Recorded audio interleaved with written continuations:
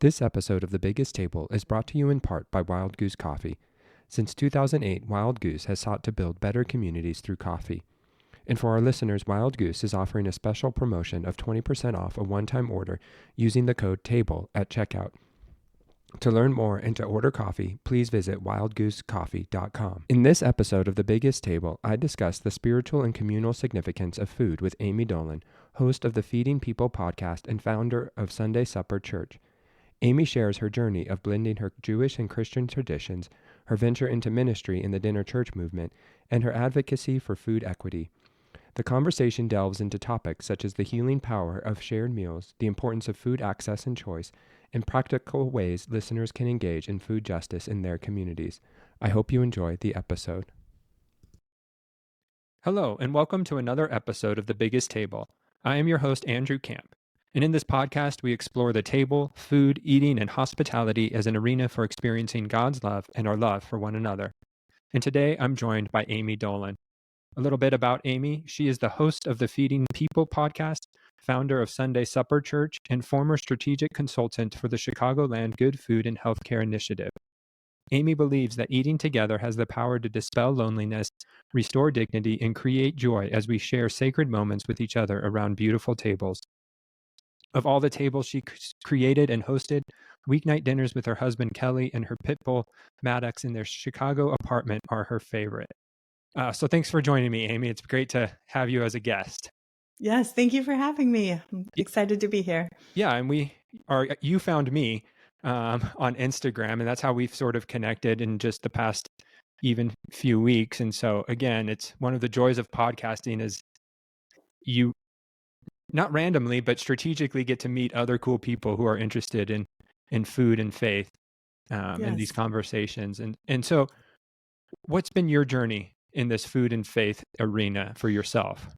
Yes, that's why I was doing some research for my podcast and came across yours. And it was so cool to see so much of the overlap in our stories. Of course, our stories are unique, but so much overlap. And, you know, for me and my faith and my theology is always connected to food. And so to find other people where those things are true too, I just love. So it's been so nice connecting with you. So nice to be here today. Yeah.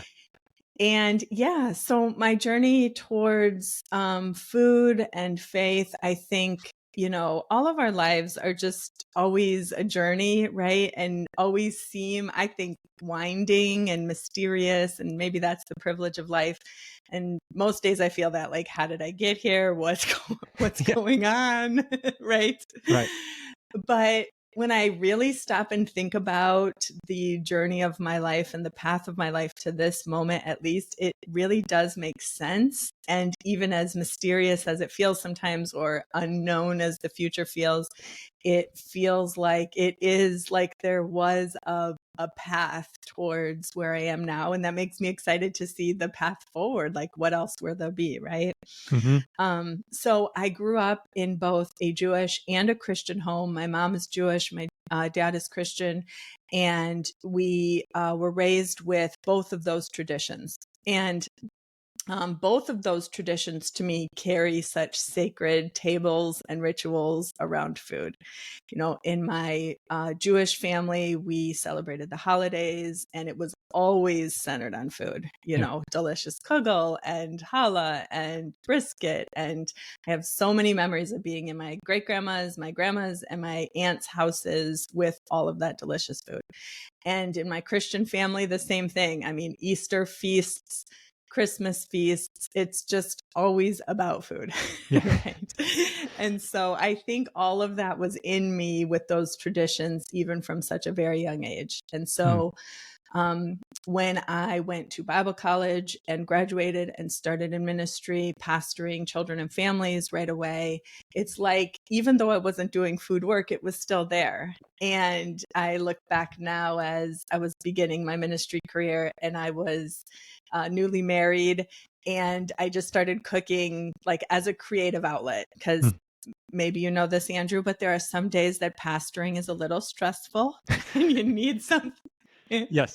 You need something at night to kind of unwind and kind of, you know, turn your brain in a different direction. And cooking really became that for me. I had never really Huh. been a cook. I didn't really have many skills.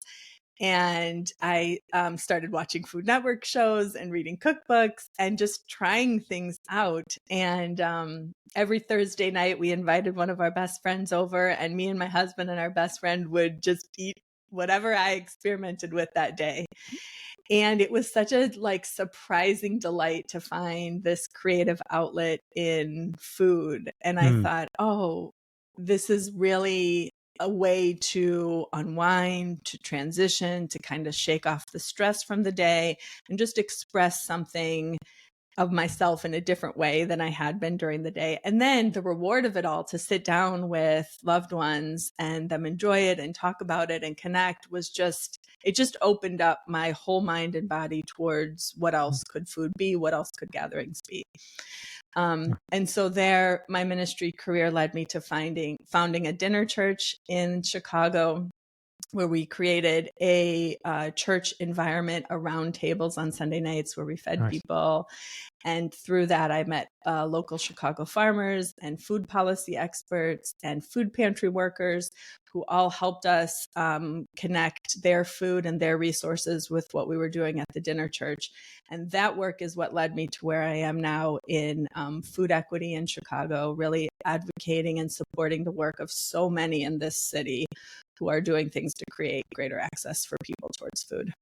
Wow. No, it sounds like a delightful, like you said, a mysterious journey, Yeah. but full of surprises and goodness.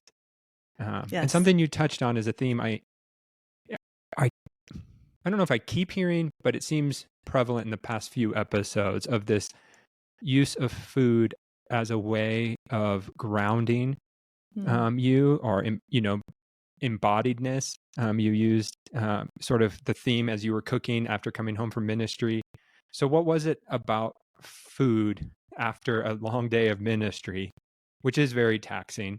Hmm. Um, what was it about food that helped unwind, or maybe transition you, or get you in touch with something different than ministry may was allowing you to?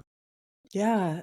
Um, there's something about cooking, I think, that really demands your attention. It Hmm. demands your full attention in a way that other things I was doing during the day. I mean, obviously, everything demanded my attention, but it was like in cooking, especially as I was just beginning and experimenting and trying things and learning, you just really can't look away for a second, right? You No. can't look away. You can't check your phone. You can't have other conversations. You have a singular focus. And there was something about that for me that really transitioned my mind from the day, from the stress. Sometimes, if it had been a specifically stressful day in ministry, I would kind of obsess a little bit over in my head. I should have Yep. said that differently. I should have done that differently. And cooking just didn't allow for that. Cooking was just it grounded me in the present. Hmm. I have to be here. Otherwise, this is not going to work out. Yes. And so I loved that. And it was just such a different way of being and thinking. And now, my therapist said this to me recently. She said, how dogs complete their stress cycle by shaking their bodies off. Hmm. So a dog has every time, finishes a walk or whatever, just does a full shake. And that's to complete the stress cycle, to say that is what I just did is over and I'm moving on. And humans need that too. Humans need to complete those stress cycles in order to acknowledge what happened, move that energy and move to the next thing. And so recently my therapist and I were talking about additional ideas at the end of a day for completing the stress cycle, just a walk and she said, cooking is your completion of the stress cycle. It's like you're Hmm. so physical in your body as you're chopping, cooking, moving, running around the kitchen, opening the fridge, that it's like without even realizing it, you're just shaking it all off and then turning your mind towards what is. And Hmm. I love that. I now think of it that way. I receive it that way. Cooking at the end of a day just feels like such a gift to myself. Hmm. And then once I am really rooted in the present and able to turn my mind towards if I'm cooking for someone or if guests are coming over that night, then I can turn my attention towards them, and my body is just filled with love. And as you're chopping and making things for people you love, there's no better feeling. But it's like you got to shake off the day, complete all that stress, and then you can think towards, oh, people I love are coming for dinner, and I'm making something great for them. And cooking has done all those things for me. No, I love that idea, and I just want to invite our listeners to consider their own. What do you need to do to complete your stress cycle through the Yes. day? And I know it's a great reminder for me because I'm coming back from work, and many times I'm coming home to my kids and my wife, and so how do I transition and to be Yes. present? Because one of your big things was it helped you be present in the moment, which then enabled you to be more present with people around you. Yes. To clear your mind of ministry. And so, yeah, just for you listeners, consider what might be your stress relief, your stress shake for the Yeah. day. And maybe it's Yeah. after the kids go to bed if you have kids, but how can mealtime be a transition moment for you to be more present to the people at your table like it was for Mm. Amy here? That's Uh, nice. Yeah. Yeah. And it doesn't have to, cooking can be like a lengthy process. So that can be one way, but also like a stress cycle can literally be like shaking your body off before you walk in the door to your family, or taking a deep breath, or one more mhm. walk around the block. It can be, and I forget that, like, it doesn't have to be a whole event. It No. can also just be something. My dog shakes off I actually take that as cue now. When he shakes off, I just take it as opportunity to shake too. I'm like, why not? Yeah. No. Yeah, no, I think it's just that physical reminder, like that Yeah. we're embodied creatures Yes. and have been created embodied, and yet we want so often to not pay attention to what our body needs in Yes. order to be Right. more present. And so I love that reminder from you about food as a moment to relieve stress. Hmm. So random question: as you were exploring food and you're having a friend over on Thursday, were there any epic fails like that you remember that you can maybe you cried them at the moment because I've been there, but now you laugh about? I mean, I just feel like in those early days, there were so many. There were so many. And the memory I have always is how gracious my husband and friend were. I was just trying everything and anything. There were no limits to what I was trying. And I think that actually is so key when you're learning to cook. Like, you got to practice. Practice makes perfect. And Right. also, practice makes you aware of what your style is. Everyone has a cooking style and preference. Mhm. And now I know that so clearly because of all of those experiments, because of all of those tries. I think about Rachel Ray had a turkey meatloaf that looked so delicious. And it was like right before Thanksgiving when I was in this experimenting new cook phase. And they were like these little tiny mini turkey meatloaves you put in like little tiny bread pans. And I was like, that sounds amazing. I had never made a meatloaf. I had barely cooked meat. And I was like, I love like a little spin on something, like a little Right. crate. I'm like, it's not just a regular meatloaf. It's mini. It has turkey. It's so Yeah. exciting. And I'm not totally sure what happened exactly, but I always think of that. I'm like, that was something else. So, and you can only pour so much gravy over a meatloaf to hide Yes. all of its sins inside. But I'm pretty sure my husband and friends still ate it, which was so kind, because who knows what was happening in there. But I always think of that meatloaf when I think of those days. Yeah. No, and it's great that you have friends and a husband that will be gracious. And Yeah. if something fails, we can always order pizza, like, I you mean, and know, we did that. Yes. that's awesome. So then as you honed your cooking style, what developed? Like who is Amy in the kitchen now after however many years it is? I love that question. Thank you for that. I like simple. I like few ingredients. I like comfort and nourishment. I love vegetables. My husband is plant-based, and Hmm. so a lot of nights we have mostly plant-based meals. I eat animal meat though, so if I make him a tofu version, I make myself a chicken version, or Yeah. But I like it. I like few ingredients. I like simplicity. I like depth of flavor. And I don't love a lot of time. Like I want it to be 30 minutes on a weekday, 40 minutes at best. And I want to make it, I want to think about it, and I want to be able to serve something really beautiful and really delicious, but not too complicated. And yeah, I really love I love shopping my farmer's market on Saturday and then letting those ingredients dictate our Hmm. menu for the week. That is the most rewarding thing to me. I'm so annoying when we sit down to dinner and I say, that salad is from Gorman Farms. Right. That dessert is from, I just, and it's so annoying, but I love to be inspired by the ingredients of the season, the Hmm. ingredients by the farmers that I know.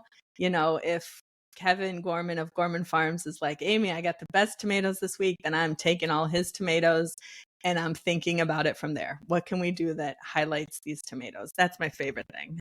Gotcha. So Mhm. you're in Chicago. So what's available right now? What's scening, Yes. because we're coming out of winter, so it's not, spring and summer produce is my favorite, but what's fresh right now and what's inspiring you?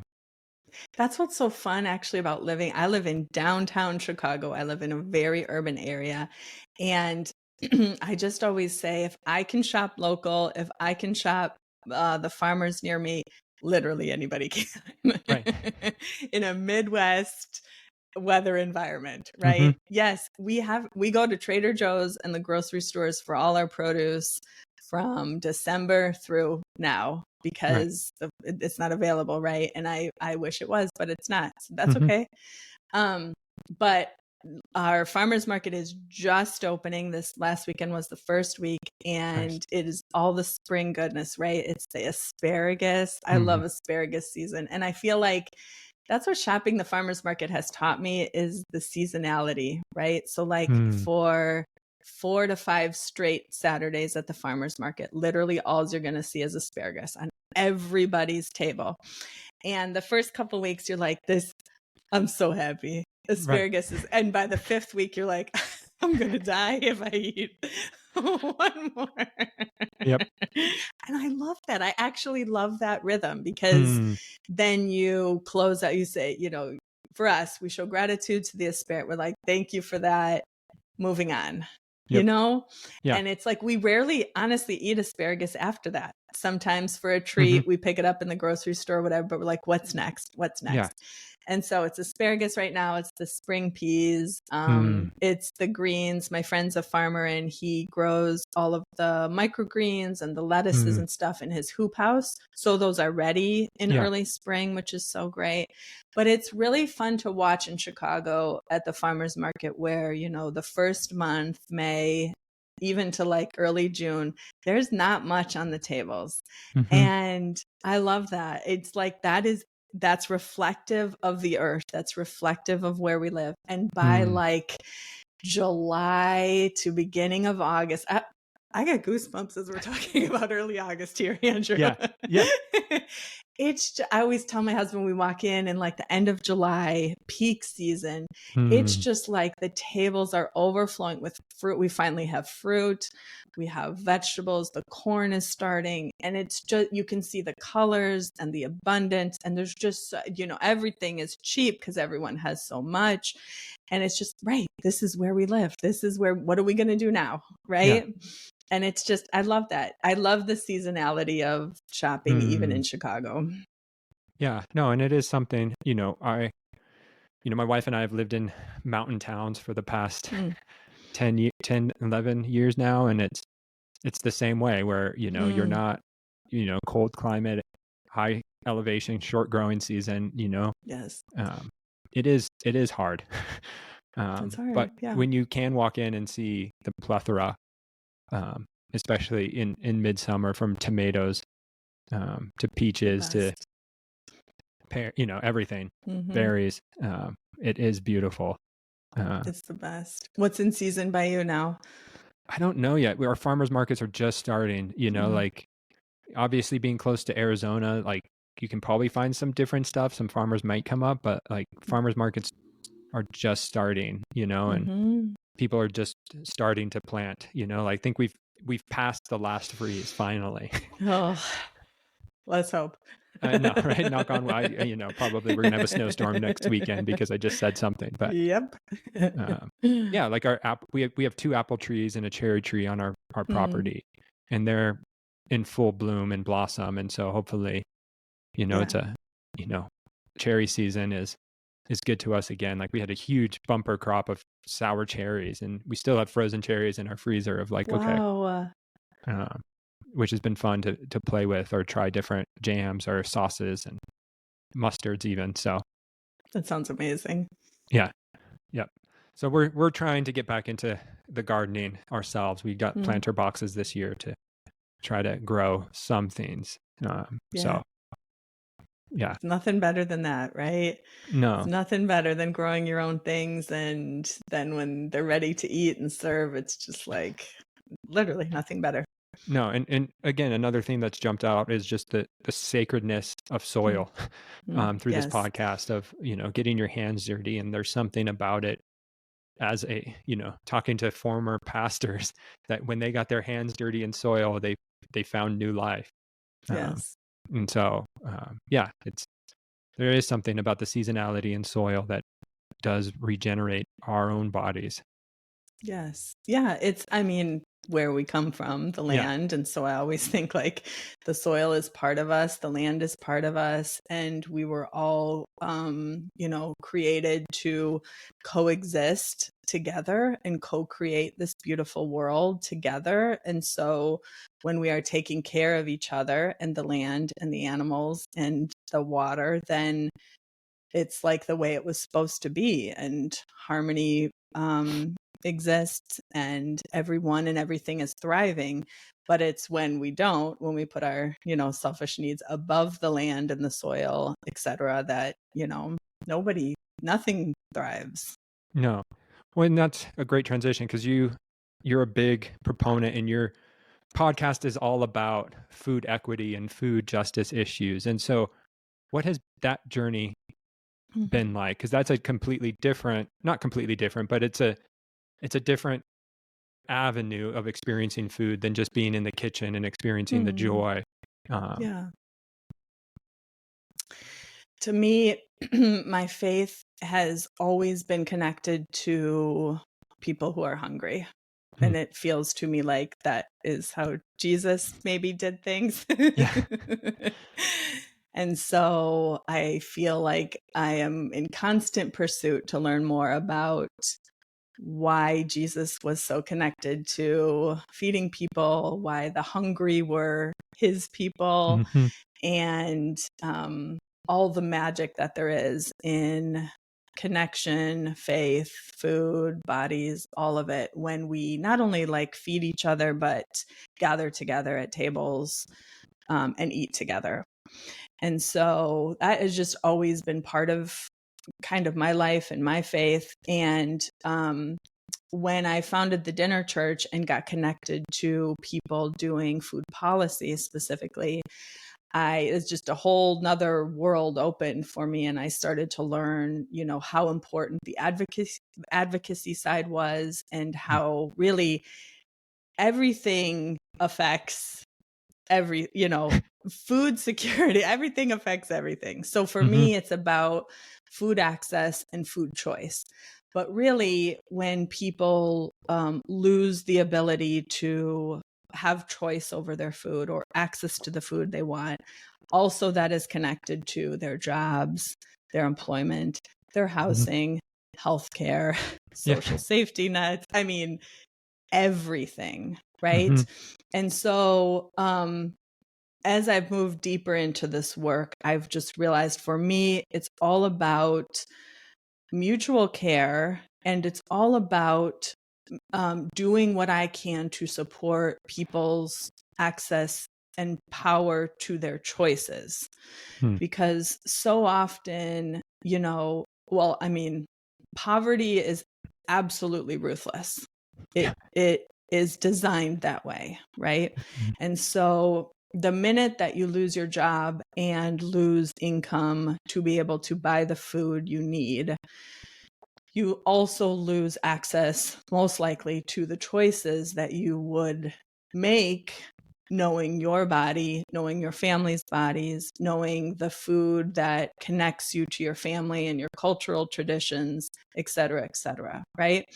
And so I'm just so committed to doing what I can in my work with my experience in my lane to increasing people's access to their choice for food. And I think so much of that is connected, obviously, to the money you have, the power you have, the privilege you have, of course, but also it's connected to making sure that people are able to have the dignity and the humanity to make those choices, right? I think for so many of us, if you've ever volunteered at a food pantry or worked at a food pantry, or even, seen someone asking for food on the streets, or, in Chicago here, every time I walk down the street or pull up to an intersection, someone is asking for food. And if you've ever been in any of those scenarios and you've had the opportunity to give someone food and they've said no, it is most likely instilled in most of us that they're ungrateful, that they should take whatever they're given. If you're hungry enough, you'll eat everything. And I think most of us move towards places of judgment and like, well, you should just eat whatever you're given, right? Right. And I think that's what we do in our country and what the system perpetuates in terms of taking people's choice and agency away from them. And I actually this was in my body too. And I have, moving in greater depths towards food equity in my city. I am constantly having to teach my body that narrative is not correct and right in what I'm working for. So now if I'm in my car and someone comes up and asks for food and I have a granola bar and I offer a granola bar and they say, no, I don't like that. I tell my body that I'm so happy they did that. I'm so happy in whatever this moment was for them and whatever season they are in their life right now, they had choice and knowledge enough of their body to say no to me to that granola bar. That is a really great thing. Yeah. And I think that's for me where I'm at in food equity. How is it that God created each of us to, you mentioned about like know ourselves more, know who we're meant to be, and exercise that agency and choice? Because in food work, it is completely taken away a lot of times. And of course, there are amazing food pantries, amazing emergency food places that are centered in choice. And I love that. I love that kind of work in order to really remind people, you know your body best. And even when you're hungriest and in the most stressful moment of your life, you still know your body best and you have the power and the agency to make choices for yourself. Wow. I've rarely heard it tied, and I love how you made the connection, and it makes so much sense of tying it to human choice and dignity. And we're not here just to feed people, Right. but to restore their humanity, to give them agency. Because when your agency is taken away, it is soul crushing. It's everything. Yeah. Right. And so to tie food equity to choice and to agency and to dignity and not just handouts No. is such a beautiful picture and much more in line with who Jesus is and what the kingdom of God is. It's not just a free handout. It's human dignity. It's agency. It's flourishing. Yes. So these are big ideas, right? Like, and you listen to them and you're like, okay, I'm overwhelmed. Like I'm here in Flagstaff, you're here in Chicago. Like, what does Chicago have to do with Flagstaff? And like, I don't even know where to start. And so for our listeners, like, what does this mean on the very practical side? Like how do we use our agency to begin to restore other agency to people? Yes. Great question. Couple of thoughts. First and foremost, I always tell people you just start today where you are and with what you have, because it's so overwhelming. And for me, when I get too into food policy and legislation and things are never going to change, I just fall into a deep pit of despair. Right. And I do nothing, honestly. I'm just like, what does anything matter? Nothing is ever going to change. What does it matter? And that's not where we want to be, right? So the way we start is just what is in front of me today. I told a friend this the other day. I said, yes, have your dreams, have your big plans, write them all down, be working towards those. But then today say, what is in my food? What is literally in my pantry today that I could share a meal with someone to use? Is because no doubt most of us have things in our pantry we could make a meal for someone today. Who are the people in my life today that I could feed tonight, tomorrow, etc.? You just start there, right? And I think that is key towards moving towards something. And it's like we all have to start with what we have and who the people are in our lives in order to really care for each other and even move towards bigger dreams and thoughts. And then I think, I mentioned before, food is my lane, and I'm going to stay focused on food, gaining more access for people and choice and food security. But it's everyone's whole life. So if food is not your lane, then think about, is it better labor practices? Is it higher wages? Is it more affordable healthcare? Is it social safety nets that actually benefit people and aren't, just unbelievably burdensome to use, like unemployment, like SNAP? And so what is it that is right in front of you that housing, oh my gosh, housing, like if you have skills or professional experience or know people, like just get working on access to affordable housing for all, people being able to choose where they want to live, etc. Housing is not my lane. And so I'm just going to encourage those to do it while I stay focused on food. But that's what we all need to do, is recognize poverty is ruthless.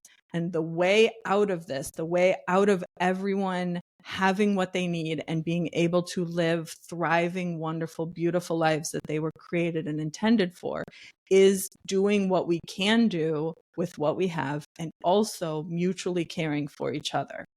And I think that's the other part of this that's so key is, I don't know if you relate with this, Andrew, but like all my beginning years of ministry, I shouldn't even say beginning years. This is only just the last few years that I learned this. Like ministry was so one-sided. I was the pastor who cared for everyone else's needs. And that felt so great when someone was hungry, when someone needed money, when someone, et cetera, right? But then when anyone would ask what I need, it was like, I'm fine. And I just think for those of us in positions working towards greater equity and greater access, we have to be in humble positions of mutual care, right? So I have been in a season of great need this last year, and so many people have fed us and supported us and loved us. And that was really hard. It was honestly really, really hard. I had not known that position before. But I can see how crucial that is. Now I feel like I am leading and dreaming and imagining a different world from such a different place after being cared for in such a way.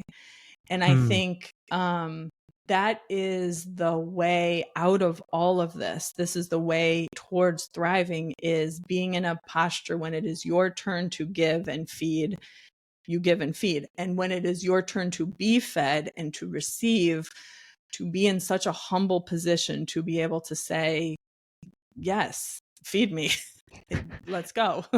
Right? Because that is the way we were designed, and that is the way we move forward. It can't just be one-sided all the time. No. Again, so much of what you're saying is eliminating the hierarchical structure. Yeah. You know, and realizing we're all co-laborers in this, and that we can't approach this from a position of white savior complex, but as, hey, we're in this together. and it's a mutually reinforcing circle Yes. that I don't lose when I feed, and I'm not lost when I get fed. But Right. we're all in this together to grow and to uplift our humanity. Yes. So can you say Yes. more of that? You don't have to share details, but you just mentioned your position and your advocacy work has changed because you were in a position of receiving. What did, how did that transform your work? Yeah, I think I have felt it felt so good actually to receive, and I don't know why I resisted that for so long. Hmm. And in the moments of in the most stressful moments in this last year, in the most anxiety producing moments this year, I've come back to this mantra: I am loved and well supported. Hmm. And it's in that I can find peace. Like this moment feels totally unbearable, or like there's no way out of this moment. And I come back to that I am loved and well supported, and I can instantly bring back to mind examples from last week, last month, etc. Specific people who fed us, helped us, supported us, encouraged us, prayed for us, etc., checked in. And I think just that has grounded me so much in thinking about, you know, obviously I hope that everyone is loved and well supported, but what Hmm. about people who aren't? What about people who don't have family or friends or people in their life with resources to be able to feed them or support them or pray for them or check in on them? Then what? And I've Right. been thinking a lot about how emergency food is not only like nourishment and energy for the body, but also a way to establish those networks, Mm-hmm. right? So, how can emergency food centers be places of friendship and connection? And if you're Hmm. going regularly enough, there's someone who sees you and notices you and asks how you're doing, or if you need an introduction to someone for an interview, or et cetera, right? So I've been thinking a lot about that. People who don't have, is everyone loved and well supported? Hmm. And if not, how do we help to create more ways for that, right? Right. And I've also been thinking about how food, this last season, like food, this last year, food taught me that um, food serves many purposes. And I think so often we think about it only as nourishment, energy, calories, etc. And it is, but it's also rituals, connection, friendship, Mm-hmm. family, joy, memory in good and bad ways. Yeah. There's some food I've eaten in this last year in some of my lowest moments that I swear I will never eat again, Hmm. because they remind me of those low moments that I don't want to think about again. Hmm. And food Wow. serves that purpose Yeah. too, right? And so I've just been thinking a lot from that, as food has served so many purposes for me in this last year of stress. How do we think about that moving forward when we are feeding those who are hungry and we're feeding each other, because it could be that someone, similarly, like refuses canned goods at a food pantry because they remind them of all the other canned goods, and they're just like, I'm gonna need a break from all of these canned goods and this Right. memory. Mm-hmm. And that's really good and right and fair, Yeah. right? So yeah, I think those are the main things that this last year has taught me. And I hope to be out of this season of stress very soon, but also, right, like we all do, I can see how it's teaching me and shaping me and growing me, unfortunately. No, thank you. Thank you for sharing and letting us glimpse into this season of your life. But yeah, our food tells a story. Mhm. I had the privilege of sitting down with Derek Weston, who I think, Mhm. he and Anna Woofenden, who's of. But he told that story of the food. Our Mm. recipes tell stories, Yes. and we have to come understand those stories, both good and bad, and I love how you tied that with the person who might have had so many canned goods that it's a story that isn't one of love and joy. It's one of despair and loneliness. Um, Yes. and so what are the stories our food tells us, and personally too, what's a food that has ministered to me that is a joy, but what's also a food that is like, man, nope, I can't touch that because it reminds me too much of this. Right. Right. Yeah. Yes. Hmm. Wow. So much insight, so much, I think that is worthy of unpacking more. But would love to hear this, and it's a question I love asking all my guests towards the end. Um, because it helps summarize sort of what our conversation has been about. But what's the story you want the church to tell? Oh.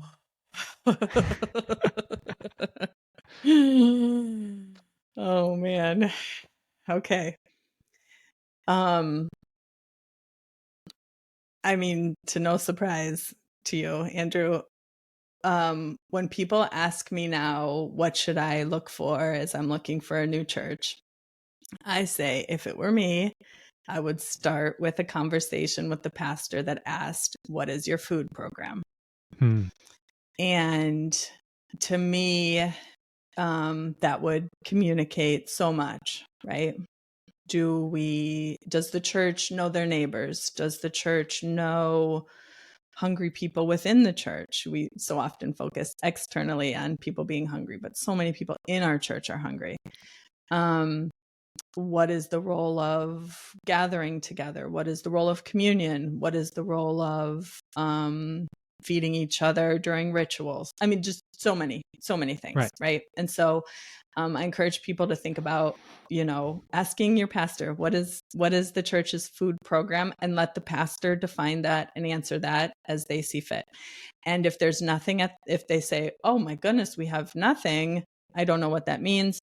What do you think it means? If there is at least like an openness to, what that could mean or what that could be, then great. But for me, too many churches are preaching on Sunday mornings a great message of caring for neighbors, caring for each other, mutuality, being like Jesus, expressing the image of God in ourselves and each other. And this food component is completely missing. And it's like, well, how can you preach all those things and people literally go home hungry and without connection to each other? Right. So that's what I hope for. Of course, so many other things after. I hope church is sanctuary and safe and a place of beauty and love and all those things. Right. But that's where I would start these days. And I think, to me, feeding each other, thinking about hunger, and then all the things that wrap around that are, to me, how we are like Jesus, how we express our image. And so they go together with a well-preached sermon on Sunday. Right. Because then you're part of this idea of the dinner church, which is a whole nationwide movement. Like it, Yeah. And so how does then the dinner church then inform? How does your gathering on Sunday then inform what you guys do in the real world, at a practical level, just to give our guests an idea of what this could look like? Yeah. I highly recommend dinner churches because we all find spirituality and connection around dinners and tables anyway. So let's call it church. Right. Yes. Like my efficiency value. You can Right. get two things done. Yep. I finished pastoring Sunday Supper Church a few years ago, but while I was pastoring Sunday Supper Church and founding it, we gathered for dinners on Sunday nights and we had connection and food and then also a theme. And we were very social justice, activist minded. And our idea really was that you could pull up on a Sunday night, you could pull your chair close up to the table, feeling however you felt from the week and the day and your life. And at that table, ideally, you would find nourishment, connection, inspiration, learning. And by the time you pulled your chair back, I always think of like the chairs scooching on, Yep. scooching back on the floor, and you got up from your chair and went back into your life, you were a better version of yourself than when you pulled up. And that caused you that betterness in you, that more connection to your image of God that was created in you, caused you then to fight for justice, to advocate for those who are hungry, to do what you could in your workplace, etc. I always saw pulling your chair up to the table as just a place we all needed to literally refuel and learn and be inspired so that we could go out. And as the pastor, I asked myself that every week, like, did us gathering at the table actually affect anything in our city and our communities? Because I wanted it to obviously affect our individual lives and our communal lives. But like, if we got up from those tables and went out and nothing was different in our communities, what were we doing? Right. So that was kind of just like my own check-in always. Is anything different because of our gathering? And it should have been. No, it's such a great reminder, because church has become so individual focused of what's in it for me. And so, again, to encourage our listeners to think through, okay, as you go to church on Sunday or whenever day it is, or as you gather with a small group of people, how is that going to change the way you approach life with your neighbors, with your community? And again, like you, it's what's your lane, Right. Because you're not asked to change everything, but God has given you specific passions and joys. And so where are you going to impact and use that to bring about better good?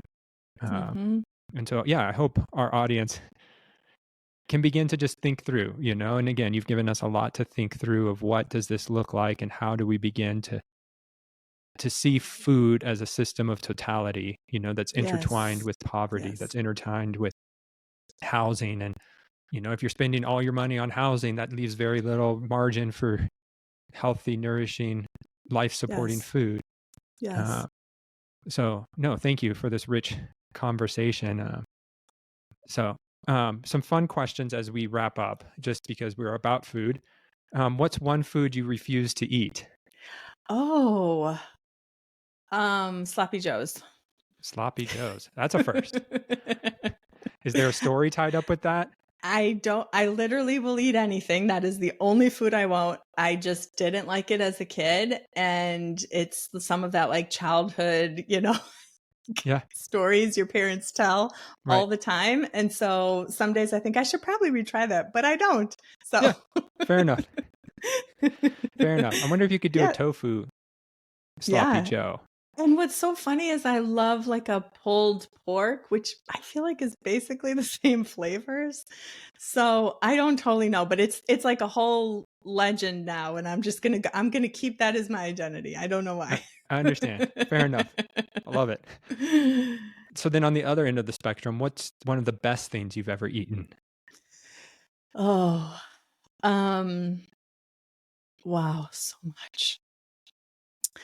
I love pastas. Just pasta to me is the essence of good food, because it's when it's homemade and it has like 3 ingredients, like the noodle, the pasta, the tomato, the cheese, a little fresh basil. It's perfection. And to me, that's, we complicate things so much, but when you have something so delicious and wonderful like that, perfect. A simple homemade pasta is everything.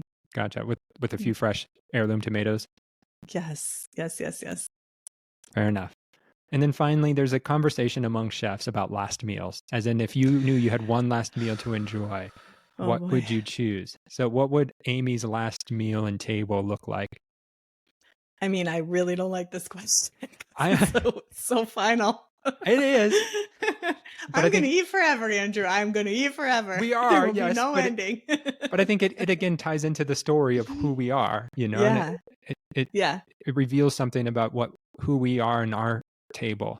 I mean, to me, the perfect final meal is a long rectangle table with my family and friends. It's noisy, it's chatty, it's big family portions. Everyone's passing the bowls around, clinking the glasses. My husband is, like I mentioned, plant-based, and so a meal that there are no exceptions to. It's a perfect meal for him. It's a perfect meal for me. Hmm. Everyone in our table who has allergies and preferences, it's just like the most beautiful meal. Is this possible, do you think? It's possible. It's hard, but it's possible. But just Possible-ish. like with all the Yeah. stories of food intertwined, Yeah. it's complicated, but it's beautiful. Yeah.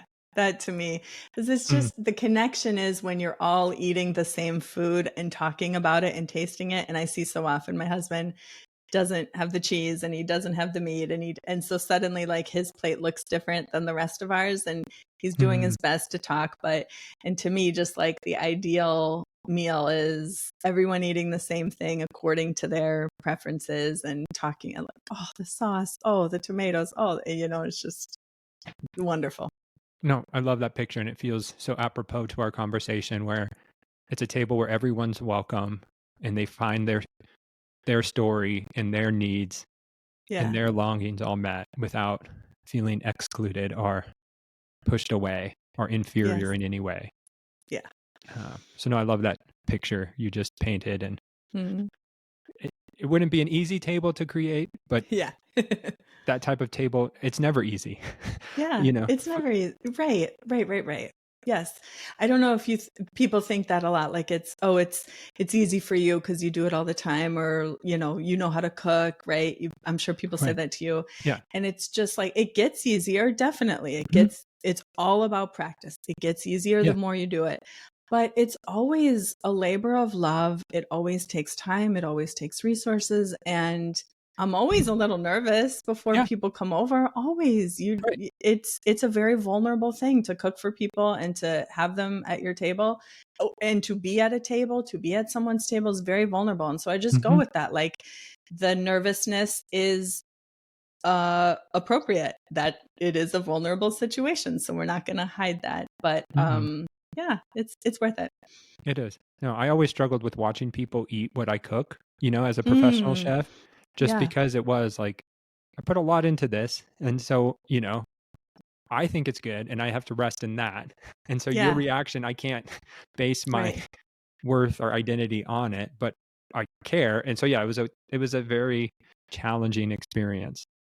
Yeah, it's very vulnerable. Mhm. Now, I have one question for you. Yes. This is what you get with a fellow podcast No, I host. love it. Yes. I have a theory that people who know how to cook are the best dinner guests because you appreciate. Do you feel that way about yourself when someone invites you over? Are you gonna ooh and ah no matter what?